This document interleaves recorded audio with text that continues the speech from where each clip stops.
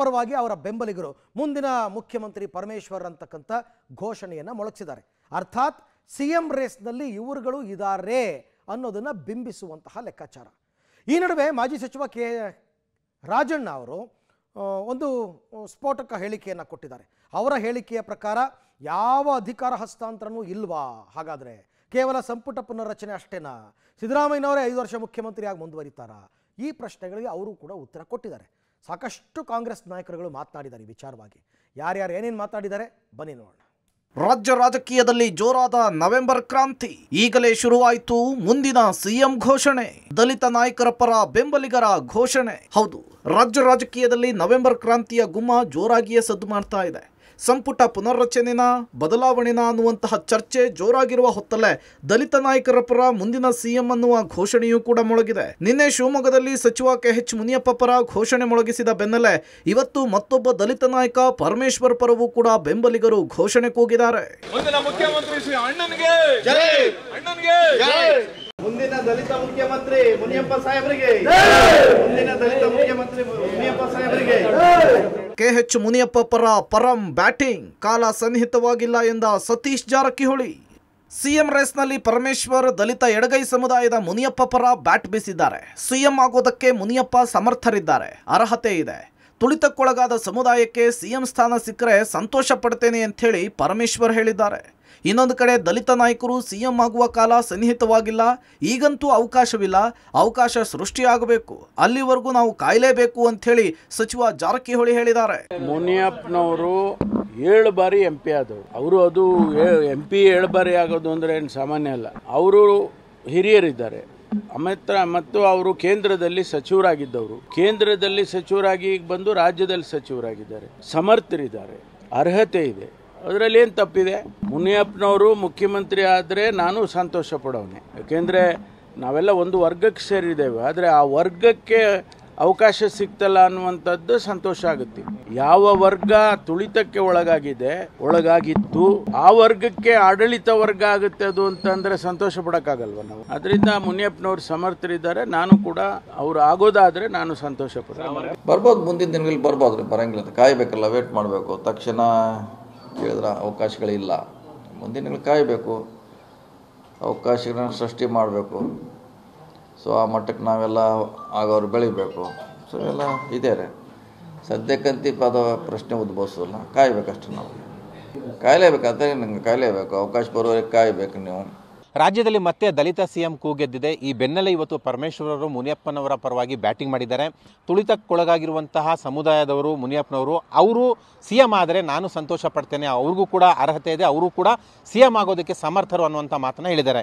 ಇನ್ನು ಸತೀಶ್ ಜಾರಕಿಹೊಳಿ ಅವರು ಮಾತನಾಡಿ ದಲಿತರು CM ಆಗೋದಕ್ಕೆ ಇನ್ನೂ ಕೂಡ ಅವಕಾಶ ಕೂಡಿ ಬಂದಿಲ್ಲ, ಅವಕಾಶ ಸೃಷ್ಟಿಯಾಗಬೇಕು, ಅಲ್ಲಿವರೆಗೆ ನಾವು ಕಾಯಲೇಬೇಕು ಅನ್ನುವಂಥ ಮಾತನ್ನು ಕೂಡ ಹೇಳಿದ್ದಾರೆ. ಕಾಂಗ್ರೆಸ್ನಲ್ಲಿ DKಗೆ ಸರಿಸಾಟಿ ನಾಯಕರಿಲ್ವಾ? ಪರಮೇಶ್ವರ್ ಈ ಮಾತು ಹೇಳಿದ್ಯಾಕೆ? ಕಾಂಗ್ರೆಸ್ನಲ್ಲಿ ಶಿಂಧೆ ಪವಾರ್ ಇಲ್ಲವೆಂದ ಜಾರಕಿಹೊಳಿ. ಒಂದು ಕಡೆ ಸಚಿವ KH ಮುನಿಯಪ್ಪ ಪರ ಬ್ಯಾಟ್ ಬೀಸಿರುವ ಗೃಹ ಸಚಿವ ಪರಮೇಶ್ವರ್, ಇನ್ನೊಂದು ಕಡೆ DCM DKಶಿ ಬಗ್ಗೆಯೂ ಕೂಡ ಎಚ್ಚರಿಕೆಯ ಮಾತನಾಡಿದ್ದಾರೆ. CM ಆಗಲು DKಶಿ ಸಮರ್ಥರು, ಕಾಂಗ್ರೆಸ್ನಲ್ಲಿ DKಶಿಗೆ ಹೋಲಿಕೆ ಆಗೋ ನಾಯಕರ್ಯಾರಿದ್ದಾರೆ ಅಂತ ಪ್ರಶ್ನೆ ಮಾಡಿದ್ದಾರೆ. DKಶಿ CM ಆಗೋ ಬಗ್ಗೆ ಹೈಕಮಾಂಡ್ ನಿರ್ಧಾರ ಮಾಡುತ್ತೆ ಅಂಥೇಳಿ ಪರಮೇಶ್ವರ್ ಹೇಳಿಕೆ ಕೊಟ್ಟಿದ್ದಾರೆ. ಮತ್ತೊಂದು ಕಡೆ ನವೆಂಬರ್ ಕ್ರಾಂತಿ ಏನಿಲ್ಲ, ಕಾಂಗ್ರೆಸ್ನಲ್ಲಿ ಏಕನಾಥ ಶಿಂದೆ ಒಬ್ರೆ, ಅಜಿತ್ ಪವಾರ್ ಕೂಡ ಒಬ್ರೆ, ಇನ್ನೊಬ್ಬ ಏಕನಾಥ ಶಿಂದೆ ಪವಾರ್ ಹುಟ್ಕೊಳ್ಳೋದಕ್ಕೆ ಆಗಲ್ಲ ಅಂಥೇಳಿ ಜಾರಕಿಹೊಳಿ ಆತ್ಮವಿಶ್ವಾಸದ ಮಾತನಾಡಿದ್ದಾರೆ. DK ಶಿವಕುಮಾರ್ ಅವ್ರ ಬಗ್ಗೆ ಹೇಳೋದಕ್ಕೆ ನನಗೆ ಸಾಮರ್ಥ್ಯ ಇಲ್ಲ. ಅವರು ನಮ್ಮ ನಾಯಕರಿದ್ದಾರೆ, ಅವರು ನಮ್ಮ ಅಧ್ಯಕ್ಷರಿದ್ದಾರೆ ಮತ್ತು ಸಮರ್ಥರಿದ್ದಾರೆ. ಶಿವಕುಮಾರ್ ಅವರಿಗೆ ಕಂಪೇರ್ ಮಾಡೋದಕ್ಕೆ ಯಾರಿದ್ದಾರೆ? ಈಗ ಅಷ್ಟು ಅವರು ಸಾಮರ್ಥ್ಯ ಇದೆ. ಅದ್ರ ಬಗ್ಗೆ ನಾವು ಹೇಳೋವಂಥದ್ದಲ್ಲ. ಹೈಕಮಾಂಡ್ನವ್ರ ತೀರ್ಮಾನ ಅಂತಿಮವಾಗಿ ಆದಾಗ ನಾವೆಲ್ಲ ಅದನ್ನು ಹೈಕಮಾಂಡಿನ ಏನೇ ತೀರ್ಮಾನ ಆದರೂ ಒಪ್ಕೊಳ್ಳೋದಕ್ಕೆ ನಾವು ತಯಾರಿದ್ದೀವಿ. ಹೇಳ್ತಾರೆ ಪಕ್ಷ ಇದೆ, ಕ್ರಾಂತಿ ಆಗೋ ಪ್ರಶ್ನೆ ಬರೋಂಗಿಲ್ಲ. ಪಕ್ಷ ಇದೆ, ಮೇಲ್ಗಡೆ ಹೈಕಮಾಂಡ್ ಇದೆ, ಕ್ರಾಂತಿ ಆಗಲಿಕ್ಕೆ ಅವ್ರಾಗ ಬಿಡ್ತಾರೆ? ಬಿಡೋಲ್ಲ. ಕಾದು ನೋಡೋದು ಇನ್ನೂ ಬಂತಲ್ಲ, ಇನ್ನೊಂದು ತಿಂಗಳು 15 ದಿವಸ 20 ದಿವಸ ಇದೆ. ಕಾದು ಯಾಕೆ 20 ಡೇಸು, ಈ ತಿಂಗಳು ಭಾಳ ಎಂಡು ಏಕನಾಸಿದೆ. ಒಬ್ಬರೇ ಪವರ್, ಒಬ್ಬರೇ ಇಬ್ಬರು ಆಗ್ಲಿಕ್ಕೆ ಆಗೋಲ್ಲ, ಒಬ್ಬರೇ ಆಗ್ತಾರೆ. ಮತ್ತೊಬ್ಬರು ಎಲ್ಲಿ ಎರಡು ಹೇಳ್ತಾರೆ ಅವ್ರು ಒಬ್ಬರೇ ಇದ್ದಾರವರು, ಆ ರೀತಿ ಆಗೋಲ್ಲ. ಕಾಂಗ್ರೆಸ್ ಪಕ್ಷದಲ್ಲಿ ಎಲ್ಲ ಇದ್ದಾರೆ, ಕಾಂಗ್ರೆಸ್ ಪಕ್ಷದಲ್ಲಿ ಎಲ್ಲರೂ ಇಲ್ಲೇ ಇರ್ತಾರೆ, ಎಲ್ಲಿ ಹೋಗಲ್ಲ. ಪ್ರತಿ ಬಾರಿಯೂ ಕಾಂಗ್ರೆಸ್ನಲ್ಲಿ ಗೊಂದಲ ಉಂಟಾದಂತಹ ಸಂದರ್ಭದಲ್ಲಿ ದಲಿತ ಸಿಎಂ ಕೂಗು ಎದ್ದೇಳುತ್ತೆ. 2013ರಿಂದ 18ರ ತನಕ ಸಿಎಂ ಸಿದ್ದರಾಮಯ್ಯ ಸರ್ಕಾರದ ಅವಧಿಯ ಸಂದರ್ಭದಲ್ಲೂ ಕೂಡ ಗೊಂದಲ ಉಂಟಾದಂಥ ಸಂದರ್ಭದಲ್ಲಿ ದಲಿತ ಸಿಎಂ ಕೂಗು ಎದ್ದೇಳಿತ್ತು. ಈಗಲೂ ಕೂಡ ಮತ್ತೆ ಆ ಧ್ವನಿ ಎದ್ದೇಳಿದೆ. ಪ್ರಮುಖವಾಗಿರ್ತಕ್ಕಂಥದ್ದು ಸತೀಶ್ ಜಾರಕಿಹೊಳಿ ಹೇಳ್ತಾ ಇದ್ದಾರೆ, ಅಂದರೆ ಈ ಸಮಯ ಅಲ್ಲ, ಆ ಸಮಯಕ್ಕಾಗಿ ನಾವು ಕಾಯಬೇಕಾಗತ್ತೆ. ದಲಿತ ಸಿಎಂ ಕೂಗು ಏನಿದ್ರು ಕೂಡ 2028ರ ನಂತರ ಅಂತಲೂ ಕೂಡ ಅವ್ರು ಸ್ಪಷ್ಟಪಡಿಸ್ತಾ ಇದ್ದಾರೆ. ಈ ನಡುವೆ ಮುನಿಯಪ್ಪ ಜೊತೆಗೆ ಪರಮೇಶ್ವರ್ ಜೊತೆಗೆ ಎಚ್ ಸಿ ಮಹದೇವಪ್ಪ ಎಲ್ಲರೂ ಕೂಡ ಒಂದು ರೀತಿಯಲ್ಲಿ ಆಕಾಂಕ್ಷಿಗಳು ಅಂತಲೂ ಕೂಡ ಕಾಂಗ್ರೆಸ್ನ ಒಳಗಡೆ ಮಾತನಾಡ್ಕೊಳ್ತಾ ಇದ್ದಾರೆ. ಆದರೆ ಏನೇ ಆಗಲಿ ಕಾಂಗ್ರೆಸ್ನ ಹೈಕಮಾಂಡ್ ನಿರ್ಧಾರವೇ ಅಂತಿಮ ಆಗಿರುತ್ತೆ. ಇದು ಸಕಾಲನ? ಎಲ್ಲದಕ್ಕೂ ಕೂಡ ಕಾಂಗ್ರೆಸ್ ಹೈಕಮಾಂಡ್ ಉತ್ತರ ಕೊಡಬೇಕಾಗತ್ತೆ. ಪುನರ್ರಚನೆಯ ಅಧಿಕಾರ ಸಿಗೋರಿಗೆ ಸಿಎಂ ಹುದ್ದೆನಾ? ನವೆಂಬರ್ನಲ್ಲಿ ಎಲ್ಲದಕ್ಕೂ ಉತ್ತರ ಸಿಗುತ್ತಾ? ಡಿಸಿಎಂ ಡಿಕೆಶಿ ದಿಲ್ಲಿಗೆ ಭೇಟಿ ಕೊಟ್ಟಿರೋದು ಯಾಕೆ? ಇನ್ನು ನವೆಂಬರ್ ಕ್ರಾಂತಿಗೆ 10 ದಿನವಷ್ಟೇ ಉಳಿದಿದೆ. ಮುಂದಿನ 30 ದಿನಗಳಲ್ಲಿ ರಾಜ್ಯದ ಕಂಪ್ಲೀಟ್ ಚಿತ್ರಣ ಕೂಡ ಸಿಗಲಿದೆ. ಸಚಿವ ಸಂಪುಟ ಪುನರ್ರಚನೆಯ ಅಧಿಕಾರ ಯಾರಿಗೆ ಸಿಗುತ್ತೋ ಅವರೇ ಸಿಎಂ ಆಗ್ತಾರೆ ಅಂತ ಹೇಳಿ ಮಾಜಿ ಸಚಿವ ರಾಜಣ್ಣ ಹೇಳಿರೋದು ಕುತೂಹಲ ಕೆರಳಿಸಿದೆ. ಇನ್ನೊಂದು ಕಡೆ ಮತ್ತಷ್ಟು ಸಚಿವರು ಪದತ್ಯಾಗದ ಮಾತುಗಳನ್ನಾಡಿದ್ದಾರೆ. ಈ ಮಧ್ಯೆ ಡಿಸಿಎಂ ಡಿಕೆಶಿ ದೆಹಲಿಗೆ ತೆರಳಿದ್ದು ಕುತೂಹಲ ಕೆರಳಿಸಿದೆ.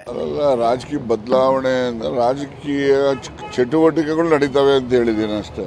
ಸಿದ್ದರಾಮಯ್ಯನವ್ರಿಗೆ ಈಗ ಒಂದು 5-6 ತಿಂಗಳು ಮುಂಚೆನೆ ರೀಶಫಲ್ ಮಾಡಿ ಅಂತ ಕೇಂದ್ರದವರು ಹೇಳಿದ್ರು ಅಂತ ಅವರು ಹೇಳಿದ್ದಾರೆ.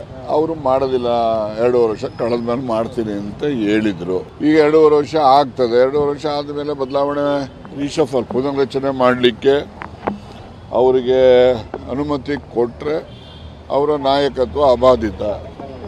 ಒಂದು ಪಕ್ಷ ಅವರಿಗೆ ರೀಶಫಲ್ ಮಾಡಲಿಕ್ಕೆ ಅವಕಾಶ ಕೊಡದೇ ಇದ್ರೆ ರಾಜಕೀಯದ ಒಂದು ಚಟುವಟಿಕೆಗಳು ನಡೀತವೆ. ಕೆಲವೊಂದಿಷ್ಟು ನಾಯಕರು ಕೇವಲ ಸಚಿವ ಸಂಪುಟ ಪುನರ್ರಚನೆ ಆಗುತ್ತೆ ಅನ್ನುವಂಥ ಹೇಳಿಕೆಗಳನ್ನು ಕೊಟ್ಟರೆ, ಇನ್ನು ಕೆಲವು ನಾಯಕರು ಸಿಎಂ ಬದಲಾವಣೆ ಆಗುತ್ತೆ ಅನ್ನುವಂತಹ ಸಮರ್ಥನೆಯನ್ನು ಮಾಡ್ಕೊಳ್ತಾ ಇದ್ದಾರೆ.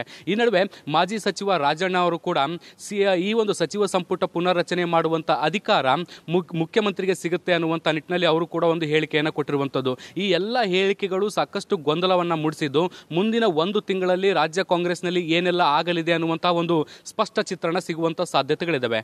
ಈ ಬೆಳವಣಿಗೆಗಳ ನಡುವೆ ಡಿಸಿಎಂ ಡಿಕೆ ಶಿವಕುಮಾರ್ ಅವರು ಕೂಡ ದೆಹಲಿಗೆ ಆಗಮಿಸಿ ಹೈಕಮಾಂಡ್ ನಾಯಕರ ಭೇಟಿಗೆ ನಿರಂತರವಾಗಿ ಪ್ರಯತ್ನ ಮಾಡ್ತಾ ಇದ್ದಾರೆ. ಡಿಸಿಎಂ ಡಿಕೆ ಶಿವಕುಮಾರ್ ಅವರು ಯಾವ ವಿಚಾರಗಳ ಬಗ್ಗೆ ಚರ್ಚೆಯನ್ನ ಮಾಡಲಿದ್ದಾರೆ ಅನ್ನುವಂಥದ್ದು ಕೂಡ ಈಗ ಸಾಕಷ್ಟು ಕುತೂಹಲ ಮೂಡಿಸಿದೆ. ಒಟ್ನಲ್ಲಿ ನವೆಂಬರ್ ಕ್ರಾಂತಿಯ ಚರ್ಚೆ ಜೋರಾಗಿದ್ದು, ಇನ್ನೊಂದು ವಾರದಲ್ಲಿ ಸ್ಪಷ್ಟ ಚಿತ್ರಣ ಸಿಗುವ ಸಾಧ್ಯತೆ ಇದೆ. Bureau report, public TV.